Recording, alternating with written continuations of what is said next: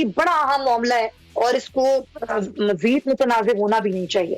آگے بڑھتے ہیں اور ذرا الیکشن کی فضا کی بات کرتے ہیں. فضا تو بن رہی ہے, الیکشن کیمپین بھی سٹارٹ ہو گئی ہے. اس طرح میں نے کہا کہ اب دھڑے بندیاں, اتحاد, یہ سب شروع ہو گیا ہے. خبر کچھ عرصے پہلے ہی آئی تھی اور باقاعدہ طور پر آ چکی ہے کہ جو ایم کیو ایم ہے, جی ڈی اے ہے, مسلم لیگ فنکشنل ہے, انہوں نے اتحاد کر لیا پیپلز پارٹی کے خلاف.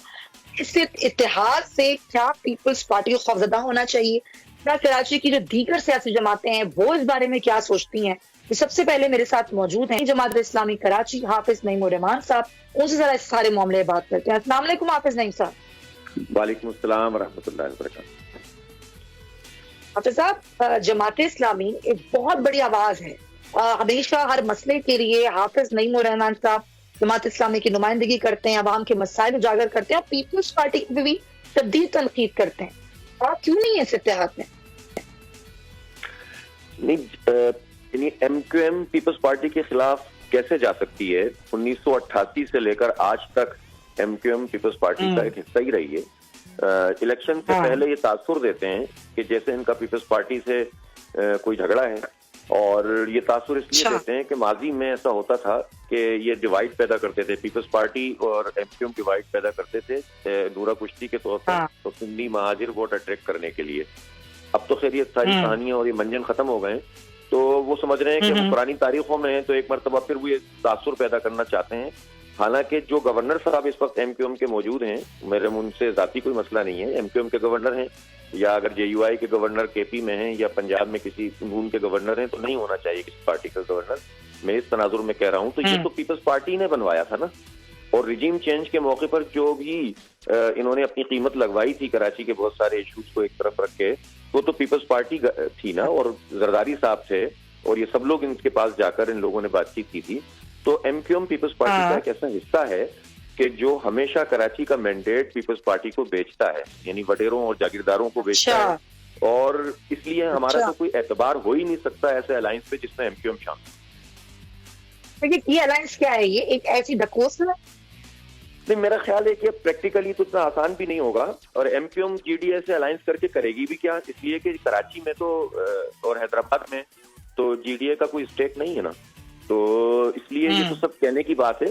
الیکشن کے بعد کیا ہوتا ہے مجھے نہیں معلوم, لیکن الیکشن سے پہلے تو اس طرح کی کسی چیز کا بھی کوئی فائدہ بھی نہیں ہے. ہم جماعت اسلامی کی تو واضح پالیسی ہے کہ اپنے پرچم, اپنے نشان, اپنے نام کے ساتھ ہم الیکشن میں جائیں گے, اور جتنے لوگ بھی کراچی دشمنی اور کراچی سے غداری کے مرتکب ہیں, مثلا ابھی تازہ جو ہماری گنتی 1,47,00,000 یعنی 1.5 کروڑ گنتی کم کی ہے, وہ تو پیپلز پارٹی نون لیگ اور ایم کیو ایم نے مل کر کی ہے نا. تو اور ہماری 10 سیٹیں قومی کی اور 17 سیٹیں صوبائی کی کم ہو گئی, اس وجہ سے یہ ہو جاتی زیادہ, کیونکہ پچھلی مردم شماری غلط ہوئی تھی, تو اس دفعہ ٹھیک کرنی تھی نا. تو اگر صرف گروتھ ریٹ ہی لگا دیتے تو اتنی تو اسی سے ہو جاتی, تو پھر یہ 32 ارب روپے لگانے کی ضرورت کیا تھی. تو ایم کیو ایم تو شریک جرم ہے, تو ایم کیو ایم کراچی والوں کے ساتھ غداری بھی کرے, اور پھر یہ سمجھے کہ ہم بیوقوف بنا دیں گے کراچی کے عوام کو کہ ہم پیپلز پارٹی کے خلاف ہیں. تو اب یہ جو مردم شماری کا معاملہ ہے نا, اس پر یہ ایک تاثر ہے کہ تمام جماعتیں متفق ہوئی ہیں, تو یہ معاملہ آگے بڑھا ہے. یہ ایسے ہی آگے نہیں بڑھ گیا کہ مردم شماری غلط تھی, مردم شماری دوبارہ ہونی چاہیے, الخا بندیاں دوبارہ ہونی چاہیے, پھر تمام ہی جماعتیں شور مچا رہی ہیں. نہیں, سیدھی بات یہ ہے کہ یہ ساری جماعتیں ایک ہیں, یہ بات صحیح ہے. M Q M, Peoples Party, Noon League, ظاہر جے یو آئی بھی پی ڈی ایم کا حصہ ہے, اور بینگل گروپ بھی وغیرہ وغیرہ, ان سب نے اس مردم شماری کو منظور کیا ہے. اس کا مطلب ہے کہ 1.5 کروڑ گنتی کراچی کی, دیکھیں سب سے زیادہ مسئلہ کراچی کا ہوا ہے, ٹھیک ہے نا, اور کراچی کے مسئلے کی وجہ سے ہی دوبارہ کی گئی تھی نا. تو اگر یہاں ہی مسئلہ حل نہیں ہوا تو اس کا مطلب یہ سب شریک جرم ہے نا.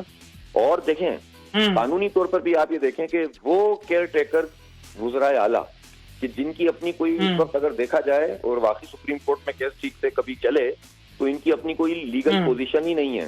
یہ تو ایک ناجائز قسم کے گورنر اور ناجائز قسم کے وزرائے اعلیٰ بیٹھے ہوئے ہیں کے پی اور پنجاب میں, ان کی تو لیجیٹمیسی نہیں ہے کوئی.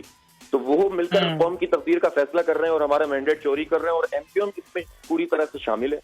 تو وہی ایم کیو ایم جو پیپلز پارٹی کے ساتھ مل کر ہماری گنتی کم کر دے, وہ ایم کیو ایم جو ہمارے نمائندگی اور تمام چیزوں سے میں محروم کرو, 35 سال مل کر اپنا سگنیچر, قتل, بھتہ, چوری, ڈاکہ سب کو بنا دے, اور پیپلز پارٹی شہر اجاڑ دے اور یہ اس کے حصےدار ہوں، تو کیسے ممکن ہے کہ ایم کیو ایم کے ساتھ کوئی چیز مل کر چل سکتے ہیں؟ کراچی کے لوگ اب اچھی طرح جانتے ہیں کہ جماعت اسلامی نمائندگی کر رہی ہے اور بڑی سنگل لارجسٹ پارٹی کے طور پر ہم ریپرزینٹ کر رہے ہیں، اور انشاءاللہ تعالیٰ اگلے الیکشن میں بھی کریں گے. ارے ٹھیک ہے، دیکھتے ہیں. بلدیاتی میں تو ایسا نہیں ہوا، آگے دیکھتے ہیں کہ کیا ہوتا ہے. تھینک یو سو مچ حافظ نعیم الرحمان صاحب ہمارے ساتھ. سیاسی میں تو ہم سب سے بڑی جماعت بن کر آ گئے نا سامنے. لیکن یہ آپ کہہ رہے ہیں پیپلز پارٹی تو نہیں میں مانتی. کہہ رہا ہوں نمبر دیکھ لیجئے نا، میں کیا کہہ رہا ہوں، 5 لاکھ سے زیادہ ووٹ ہمارے ہیں، 3 لاکھ کے قریب پیپلز پارٹی دھاندلی ہوئی ہے. اس کے بعد پھر کیا ہوا تھا؟ دھاندلی ہوئی تھی. نہیں تو دھاندلی تو خیر اپنی جگہ وہ تو ہوئی ہے، لیکن پارٹی تو نمبر 1 ہمیں نا، یہ تو مانے نا. ٹھیک ہے. آپ کا جواب لے لیتی ہوں میں. بہت شکریہ، تھینک یو سو مچ. آپ جو تھے. اگر آپ کو یہ ویڈیو پسند آئی ہے تو سبسکرائب کریں اور بیل